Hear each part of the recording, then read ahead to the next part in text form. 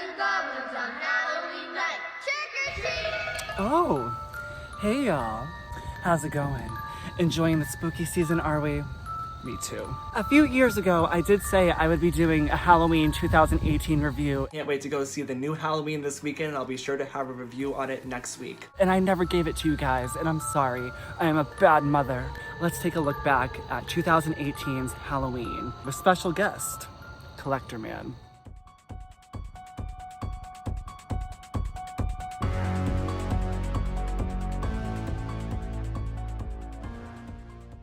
I've been a Halloween fan my whole life. I've gone down all the different storylines, and you know the Halloween franchise is kind of a choose-your-own-adventure type of film franchise, so I've gone down all of those bunny holes, and now we're here at David Gordon Green's bunny hole. Weird. So now we have another chance for Jamie Lee to get it right with a whole new continuity. The only thing that counts is the original. We're even getting rid of Halloween 2, so no brother and sister relationship here. So the fans were kind of really excited that we're going back to bare basics, retconning everything. In Hollywood the past decade, we have seen the rise of the reboot quill, the Force Awakens effect, if you will. Last decade, it felt like we were totally remaking everything. And this decade was all about remaking them, but disguising it as a legacy sequel, but it's really a reboot. When you look at Star Wars Episode 7, The Force Awakens, that's really just Episode 4, A New Hope, with different toppings and flavors. And there's been a lot the past decade where it's been really hit or miss because they're doing it with every single franchise and they can't all be winners.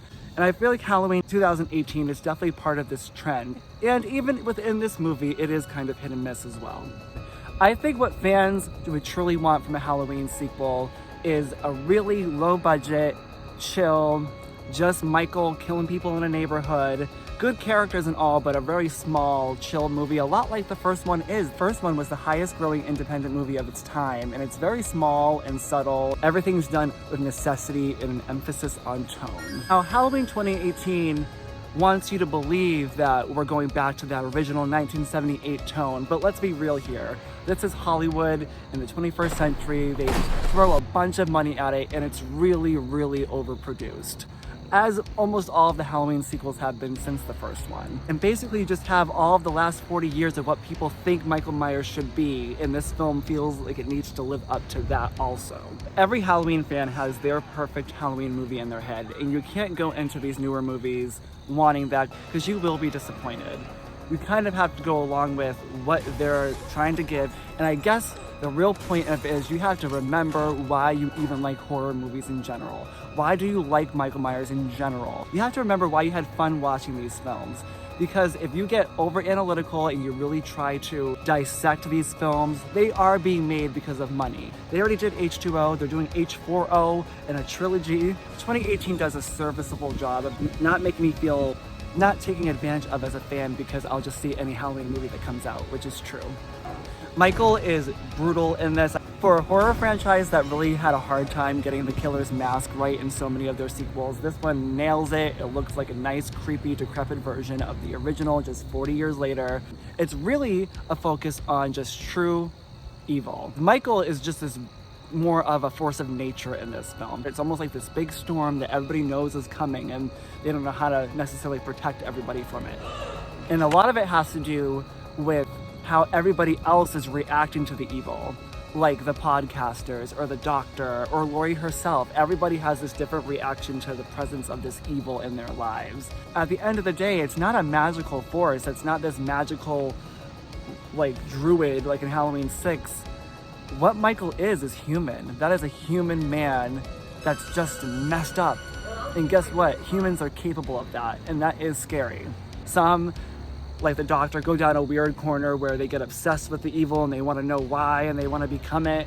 The podcast is like how people love these serial killer documentaries on Netflix, and it's more of a voyeuristic look into what happened that night in 1978 and not really caring about the true victims and what really happened. Which brings me to what this movie is truly about, which I believe is generational trauma. You have Laurie's daughter and her granddaughter, and Laurie being a victim of what happened on that night in 1978, and you feel like everybody just wants her to get over it. Get over this trauma, because you're making us all miserable having to live through it still, which I feel like so many victims of trauma can understand. You want the daughter and the granddaughter to really understand what she went through, but you also can understand why they can only understand what Laurie went through so much until they go through it themselves, like they do in this film. It really becomes about her confronting her trauma, and that's really the only way she's gonna heal from this. A lot about it too is younger people realizing what older people went through. You can hear the stories of what older people went through, but you don't really know how it felt to be them. And we can take for granted that, like, oh yes, we've read it, we know grandma. But at the same time, we do not know until we live that experience. Not as much as prior sequels, but I do believe this movie has the fan base divided. So I want to get some other voices up in here. So let me invite CollectorMan onto the review and let's get some of his thoughts. Dun, dun, dun. Hello! Hey, Dylan. We have Paranoid Ghost 85 on Instagram, also known as CollectorMan on YouTube. He is a collector of all things entertainment and horror. Such a die-hard fan of all these horror franchises. So I wanted to have him on this Halloween 2018 review and get some of his thoughts. First off, where is your love of Michael Myers and the Halloween franchise start? We'll start there. Well, my love for the Halloween franchise really started about a year before Halloween H2O came out. I saw the original Halloween on, I believe, AMC, their Fear Fest. Yeah, I really loved the movie. It was so atmospheric, and the music, and it really just made an impact on me. So the next year when H2O was coming out, I was really excited. We have Halloween 2018 with David Gordon Green. What are your thoughts on bringing Michael Myers back and bringing Jamie Lee back one more time? Well, I love bringing Jamie Lee back one more time, or several more times as it may be. Jamie Lee's always great. That's one of the highlights of 2018 for me. And also the opening credits. I saw this at the theater, and the opening credits were really amazing because we were back to that old font style in orange, and it was the theme music, and there was a jack-o'-lantern. I thought that was really cool. I love a lot of the kills in the movie. James Jude Courtney is one of the best Michael Myers, in my opinion. I love the mask.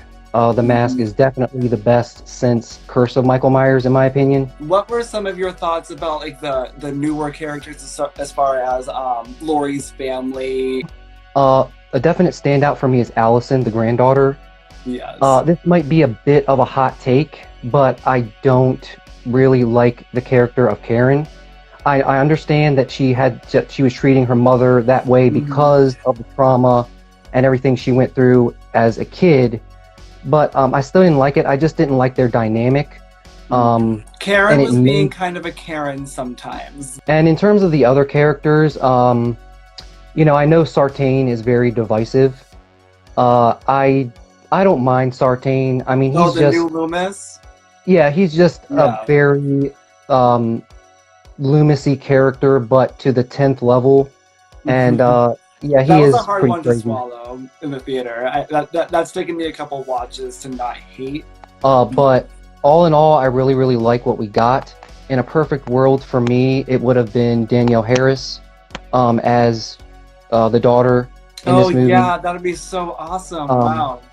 Yeah, I just wish that could have happened, even though the timeline's all screwed up. Like you said, we all know the other big franchises aren't doing that well at the time. So Halloween is really keeping the slasher franchises alive right now. Right, like Freddy and Jason, where you at? Join the party. Yeah. Come on, guys. Are you excited for Halloween Kills? I am beyond excited for Halloween Kills, and I have not seen one trailer, one promo, one spoiler. Ooh, good for you, going cold. Okay, it was my pleasure being on and talking about Halloween with you. Awesome. Thank you so much, Collector, for joining my video. If you guys watching have thoughts about Halloween 2018, definitely share with me in the comments down below. I want to know what you guys think.